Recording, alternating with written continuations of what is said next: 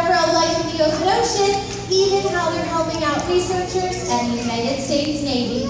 But before we get into that, I want to introduce you to the stars. Let's meet them. Now, the first sea lion that you're going to meet, he is pretty hard to miss. In the center of the stage here is the big guy. This is Coco. Coco is our largest sea lion. He is 27 years old. He weighs in about 600 pounds, so he is definitely large and in charge up here. But there's Coco. Next to Coco is Surfer. He is 22 years old and full of energy. You'll probably hear him barking quite a bit throughout our show today. Right now, we're going to see if he can head out to that floating island and show you just how energetic he really is. Good. Let's hear it for Surfer.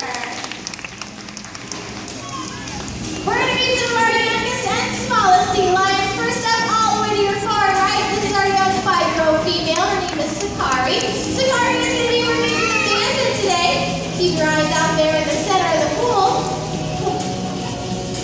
She's going to show you just how high a little sea lion can porpoise. Watch this. One single porpoise. Oh, there we go.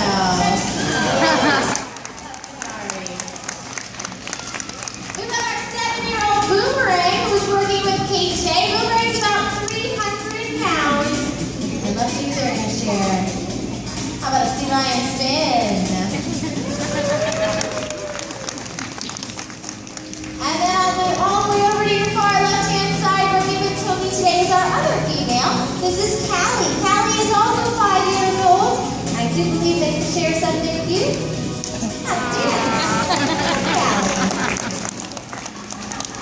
Well, now you've met all of our stars, so let's talk about a popular question we get asked up here. How do you tell the difference between a sea lion and a seal? A lot of people get them confused, but they're very different. So I'm going to give you some tips today. Hopefully you'll be able to tell which one is which. And first off, if you look at the big screens, you're going to find a picture of a seal. Now what you'll notice about that seal, he has very short front flippers. But compare his flippers to our sea lions, and you'll find sea lions, they have longer flippers.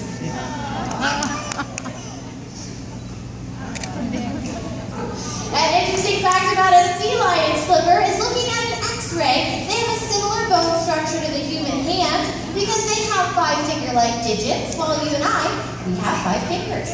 Now, seals and sea lions, they use their flippers differently, especially when it comes to swimming. A sea lion will use its powerful front flippers in an up and down wing-like motion, pulling it through the water. Let's see if Boomerang can help us out with this. He's going to show you just what it looks like when a sea lion swims.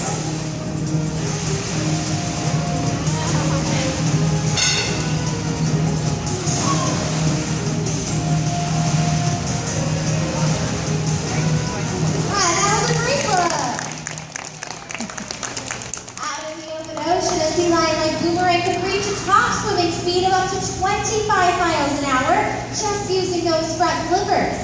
But if you watch the seal swim, it would look very different. You see, they have to use their hind flippers. So what they do is move them from side to side, which pushes the seal through the water. So they have those different size flippers. They use them differently in the water, and they use them differently on land.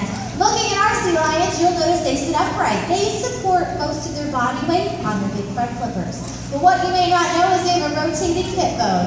And that means they can rotate their hind flippers underneath and stand on all fours.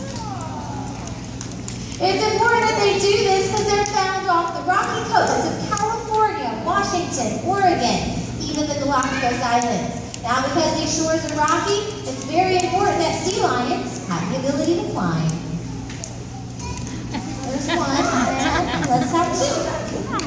Now, what makes them good climbers is the fact that they can independently move each one of their front flippers. Let's see if Surfer's going to help us out with this. He's going to show you how mobile his flippers are, because he can hop.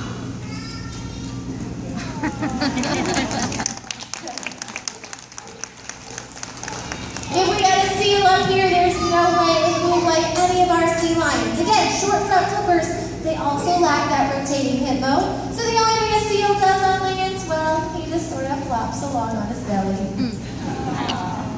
So the next time you're trying to figure out if what you're looking at is a a sea lion or a seal, just think about the size of the animal's flippers and how it's moving on land or in the water. I have a feeling you'll be able to tell.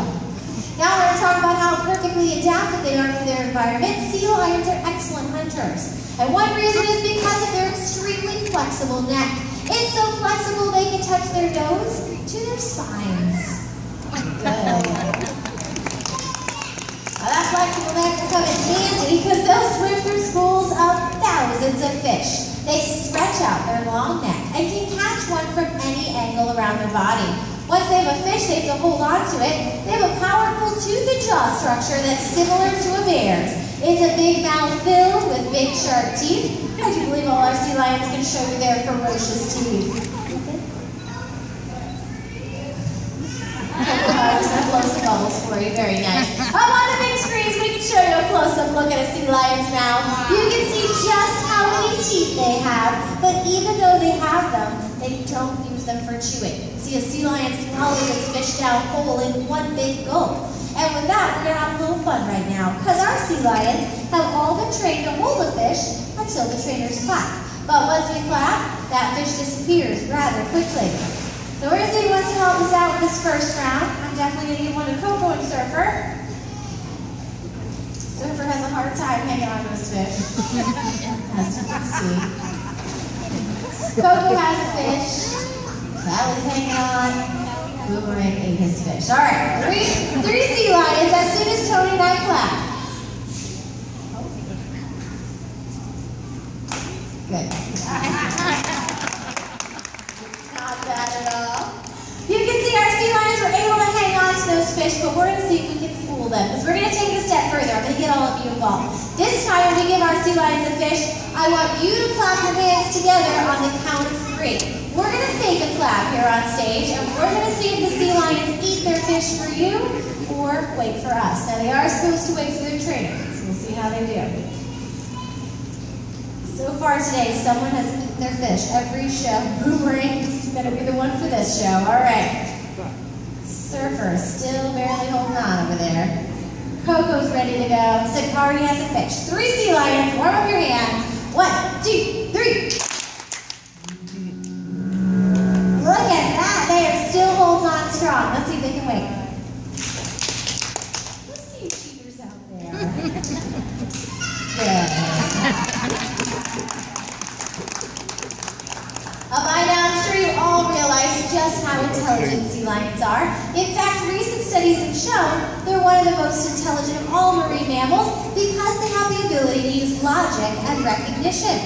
But we wanted to highlight this, so what we've done is trained our sea lions to recognize specific shapes. So I have some shapes. We're going to see if we can hang them along the back wall. We'll call some of our sea lions down and ask them to find their shape. It's going to be mixed up amongst all the other ones.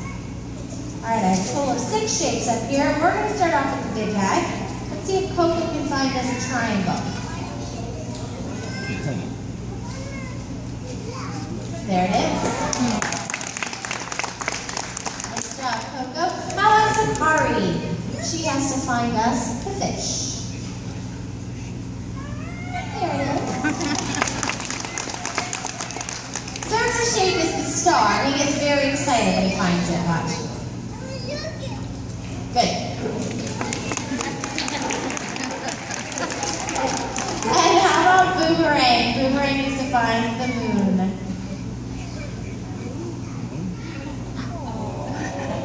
Well, that's not the moon at all, is it?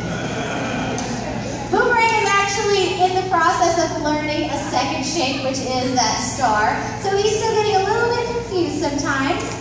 Let's see if he can find us a second. He is supposed to be able to discriminate between 2 different hand signals, so he's still learning that. But we want to prove to you that these animals really do recognize. So what I'm going to do right now is I'm going to rearrange these shapes. We're going to move them to a new location because we don't want to always place them in the same spot. Then we'll call some of our sea lions back down, see if they can still find their shape. Or find it on the first try. All right, who didn't have a chance to go before? How about Tony and Callie? Callie needs to find the whale tail. Where is it?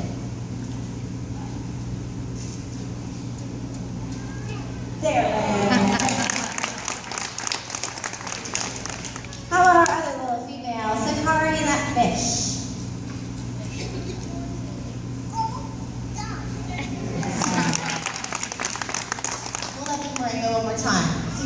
himself. Where is the moon? Excellent. Finding shapes on the back wall is just the beginning. You see, for over 40 years now, California sea lions have been helping the United States Navy find and recover lost equipment from the bottom of the ocean. It's impressive work. We haven't had video footage, so everybody take a look.